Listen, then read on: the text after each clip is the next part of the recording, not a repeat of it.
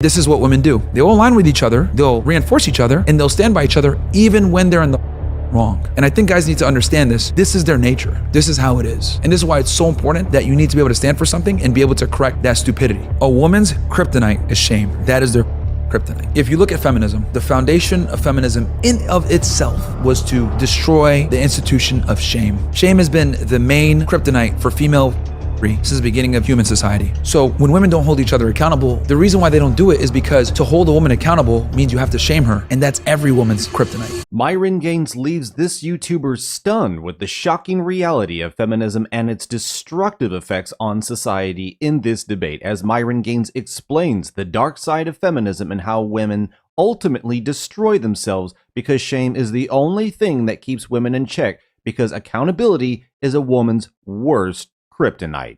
Let's get in. You said in your book, what we were missing was one simple ugly truth. And that ugly truth is that most women simply don't like most men that much and never really did. Do you think most women actually like men? No, I'm glad that you mentioned that in the book. Another ugly truth that guys need to get through their head. Most women don't like you guys. They just don't. A majority of women do not like a majority of men. However, a majority of men absolutely like a majority of women. And that creates obviously an imbalance. And I would argue that, back to our discussion earlier with feminism, since most women naturally already don't like most men, with technology, women entering the workforce, education, all this other stuff, them being able to provide for themselves essentially, and a modernized society where they don't need men, it makes it even worse for men because now they really don't like you and they don't have to deal with you. It used to be a woman would deal with a guy because she wanted to get married, have kids, or whatever, she needed him, so she would be willing to deal with a more average guy. Now they make their own money and everything else like that. Now they really don't need men. They never liked us that much anyway, right? And I want to be clear here because some people might say, oh, Myron, what do you mean? I am being a bit hyperbolic, but what I'm saying is this. It's not that they necessarily hate you guys, but it's you guys are invisible to them. Girl walks into a CVS, picks up her shit, whatever it may be, goes to the clerk, pays some guy there. She's not gonna remember that guy. Matter of fact, she's not gonna remember 90% of the men that walk by her on the street. The guy's gawking at her, the guy's walking by her. She might pay attention to maybe only one or two guys that she actually found attractive. Men, we're on the other hand, we go into a CVS, some chicks there, we're looking at her, we're looking at the grandma in the back, we're looking at the other, we're looking at the woman over here, blah, blah, blah. Like, we are looking at all women like they're all visible to us, right? Women don't operate like that. Like a majority of men are virtually invisible to them. So since guys are invisible to them, most girls don't find most men attractive. And this is, again, in today's day and age with the internet, social media, job market, feminism, all this shit, guys have to be even more cognizant of that. You are virtually invisible to a majority of women if you're an average guy, especially. I'm not necessarily going to agree with that, but I think a good test of it is go to a restaurant with a girl and ask her after you guys are done eating how many guys were in the room, and the answer will be lower than how many guys you saw in the room. Absolutely, absolutely. Most of them are invisible. And then I would argue the more attractive you are as a man, the more invisible other men are if she has a guy. Does that make sense? So like if she knows she's with the best guy that she can get, and you're reaffirming that to her every single day where you're the leader, you're dominant, every time you walk where other women are staring at you, other people come up to you and say, oh man, great work, whatever it may be, or you have that social proof, the higher your status is, the more she likes you, the more other men are invisible. But then the less she likes you, or the more she starts to get leverage in a relationship, the more guys are visible to her. It's weird to call it debating, but after having conversations with 4,000 plus women, you don't think their ideologies are shifting at all to more traditional values? Because that's something I've noticed being in the dating market is, like, I'm in Los Angeles, and from 2020 to 2025, I would say it's been a slight shift to me meeting more women that have traditional values. Yeah, like I think more women are kind of like cognizant of it because this type of content has been more popular, but I just don't see it going back, and I'll tell you why. Because even these women, by the way, that are like, I'm a trad con, whatever, they're just like trying to make money. Like they're still showing their tits, these MAGA, like they're still 304s, but they understand that, conservative content for women like tends to do fairly well because like most women lean left in their horse. So it's like if you're a conservative and you like try to preach it, you might get a male audience. The reason why I don't see it going back is simply this. Women have fought for this ability to be for like 60 years, right? From feminism in the 1960s all the way to now, whether it was through birth control pills, the sexual revolution, no-fault divorce, all of these different things have come into place to make women equal to men, right? We've basically legislated full-on egalitarianism, affirmative action, letting them get into jobs with mediocre performance, lowering standards, all this shit. Women have to fight a lot to get that. right? Obviously, the men had to be the real fighters for it, but they had to be the ones behind the scenes complaining. We want to vote. We want to do all this shit. So I simply don't see them conceding any of the territory that they've taken in this pursuit of equality. Now, I think it's very important for men to understand that women will fight for things that they don't even care about. I'll explain what I mean. When I go on college campuses, one of the things I like to say all the time is we need to repeal the 19th Amendment. I don't think we have the right to vote. And the reason why is because women tend to be single issue voters. They typically vote for who's going to let me be a bigger slut and kill babies, right? That's like typically their main voting point, right? Since they're single issue voters and they don't have skin in the game where they don't have to join the selective service like me or you, I'm like, they shouldn't have the right to vote. When I say this, women get angry. And then I'll ask her, okay, who did you vote for? Oh, I don't vote. Do you follow politics? No. Why do you care? Well, because we want to have the right to be able to do it. So women don't really want to do the things that they're fighting for. They don't really want to go to war. They don't really want to plan to, compete with men. They don't really want to enter the workforce. They don't really want to do any of this shit. They just want to be able to reserve the right to do it and to feel like they're equal, even when they are inferior. So, that's another one of my takes is I think men are superior to women in almost every metric that actually matters. Women really, realistically speaking, they're not better than men at anything. Having babies. Yeah, but they need a man for that. True. And now these guys are starting to beat them in that even. I'm just kidding. But yeah, the reality is like men are better than women at everything, really, that matters of consequence. So it's not that women want to do these things because they want to do it or fight for these rights because they want those rights. They fight for those rights so that they can have them, just to have them. So that's the big thing. So to bring this all back full circle, because you're saying like, are we going to go back? The reason why I'm so confident that we're not going to go back, despite some women waking up here and there, is because for them to go back, they're going to have to regress and give up some of those rights that they wanted. And we know even women that don't utilize those rights will fight for those rights for some other bimbo to not use them. Because they're not naturally tribal and protective like men, more solipsistic views. And since they're communitarian, they need strength in numbers. We call it the female uber alles, like the sisterhood. Like they will align with each other even if it doesn't make sense. I'll give you an example. So you know Jack Doherty, right? Yeah. His girlfriend, she went and did an interview. During the interview, she talked about how she aborted a baby, right? And how like she aborted it because he was an abusive boyfriend and he wasn't really a good partner and it would have been a really bad upbringing for the baby and everything else like that, right? So basically what she did was she blamed him for everything, right? Like I killed the baby because of him. And this speaks to greater volumes about a big problem with modern day women where they're not held accountable for their actions. As far as I'm concerned, in the Western world, you can't kill a baby without a woman doing it. Men have zero reproductive rights. Women have all the rights. And even when they make executive decisions on their own, they still have the gall to blame men because we never hold them accountable. Now, this is where the sister uber alles comes in.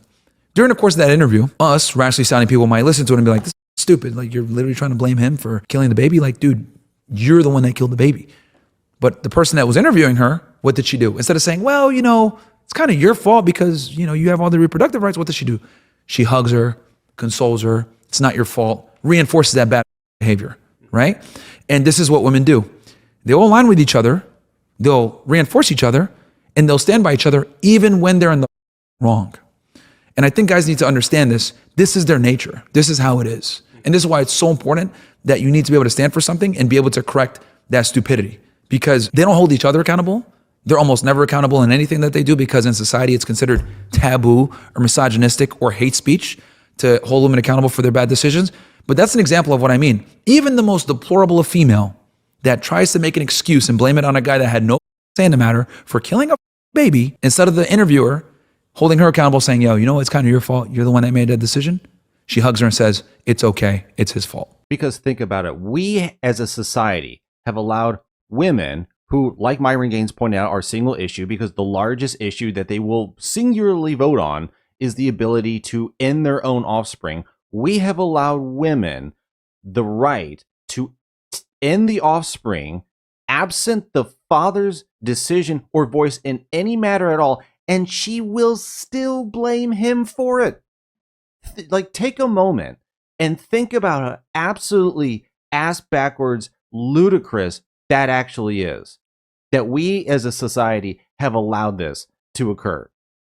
All of these women who will blame the guy for everything, oh, it's his fault for this and that, and yet they will not take responsibility for stuff like this. How can you let someone who's willing to either end a life, a pregnancy, have access to do the really adult things in life, how can you let that person have authority and power and yet they refuse to take responsibility? You can't run a society like that. You can't run a family like that. You can't run a business like that. You can't run anything like that. This is just chaos that we have willingly allowed. And it is so sad to see. And it should have never happened. But this really is the twisted end result of feminism. They are ending society and blaming men for it. But hit that like button and notification bell if you're enjoying the video. And if you want to help support the channel, check out the link in the description and let's get back in. It's a really interesting perspective because women are maybe more utilitarianistic in their relationships, that they won't kind of correct each other when they're doing something bad. So it creates this hyperloop over time of them being rewarded for bad behavior because they want to continue being rewarded for their bad behavior. And I'll tell you why. So a woman's kryptonite is shame. That is their kryptonite. If you look at feminism, the foundation of feminism in of itself was to destroy the institution of shame. Shame has been the main kryptonite for female since the beginning of human society. If you're a slut, shame. You cheat on your husband, shame. You don't have a child, shame. You don't have a family, shame. You divorce your husband, shame. And that's what's kept women in line. Obviously, the shame might have come from different institutions. Maybe it was religion. Maybe it was a family. Maybe it was a society. Maybe it was friends. But the shame has been the shackles of female. It kept female in bay. But feminism has done everything in its power to destroy shame in every regard, right? Whether it's shame of wanting to make money, or it's shame of wanting to pursue an education, or not having a family, or holding out on having a family till later, or destroying the shame that's associated with older women that are single. That's what it's been. So when women don't hold each other accountable, etc., the reason why they don't do it is because to hold a woman accountable means you have to shame her. And that's every woman's kryptonite. And you have to risk shame yourself. Precisely. It's like if you got two Supermans, right? And one Superman knows that our weakness is kryptonite, but she's exhibiting that weakness right now and you have it here. You could pull out that kryptonite, but it's going to hurt you too to expose her. So what do they do instead? You know what? No kryptonite. Let's just be idiots. And that's what it comes down to women. Now, shame is still a very effective tool with men because we still get shamed for being losers.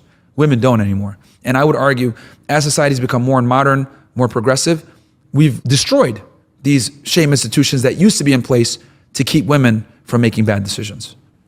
I think that's a good perspective. In the past year, it feels like your focus has shifted from talking about dating to predominantly talking about systems, corruption, and control, or speaking about it more. If you trace all of it back, where do you think the breakdown of truth, feminism, and traditional gender roles really began?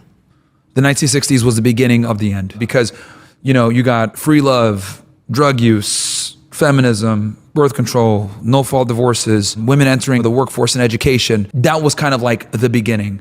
And it always starts, and I always say, everything that destroys a society, like when it comes to liberalism, all these other things that come in, things up, it always gets spearheaded by feminism first.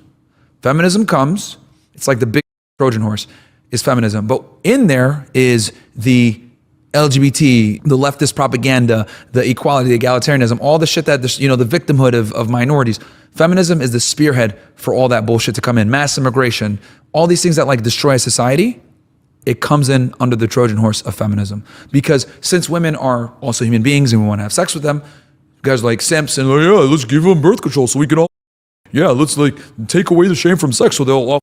They're too stupid to realize when you give women 100% autonomy, when it comes to these things, they pick the top 10% guys, right? Dudes thought it was going to be free love for everybody. No, it only became free love for the top dudes. Because when you leave a woman to her own devices, she picks the bad boys. She picks the guys that, arouse her or whatever. This is why arranged marriages were a thing for so long, because arranged marriages used to be your brother, your father, your uncle, someone who wasn't trying to, came in to get you the best partner that they can, so that you would be taken care of long term. They don't care about a bad boy. They don't care about him being funny or charismatic. Does he make money? Is he a good, dutiful husband? Will he take care of you? The answer is yes. Cool. You're going to marry him. Because they know if this guy doesn't take care of her, I got to foot the bill. So they were really good at screening out the good guy that's going to be a good husband. But we destroyed that institution with no-fault divorce, the emergence of feminism, the explosion of single motherhood. We destroyed that institution. And then we gave women all these rights, and look at where we are now. Divorce rates are high, marriage rates are plummeting, more single mother households, degeneracy all over the place, rampant crime, right? Mass immigration now because the birth rates are down. So Feminism has led to the destruction of the country in so many different ways that people just don't kind of link it back. Yeah, folks, the sexual revolution really did change everything. And at the time and, years after, it probably was, great. But no one was thinking, what are the long-term consequences of this? How does this all play out? Nobody was thinking about that at the time. And now we're in it. We are in the consequences of the sexual revolution, of liberalism, of the lack of shame institutions, the lack of marriage. This is how all this plays out, and this is why marriage has always been the cornerstone of every single civilization. You can't have a civilization without one. You have to have it. It is a requirement in order to control families, in order to control the birth rate, and feminism has just absolutely destroyed it. And it's so sad to see. This nation was built up by such hardworking, strong men, and they just the left, Democrats, whatever, they just became betas and they just bent over and they just started allowing all of this to occur. They just gave in. They got soft. They became weak. And now we are reaping the consequences of our forebears for simply losing their balls. But thanks for watching. Let me know in the comments what you thought about what Myron Gaines had to say, shocking this YouTuber, exposing the dark side of feminism in this interview. Thanks again, like and subscribe, and I will see you on the next one.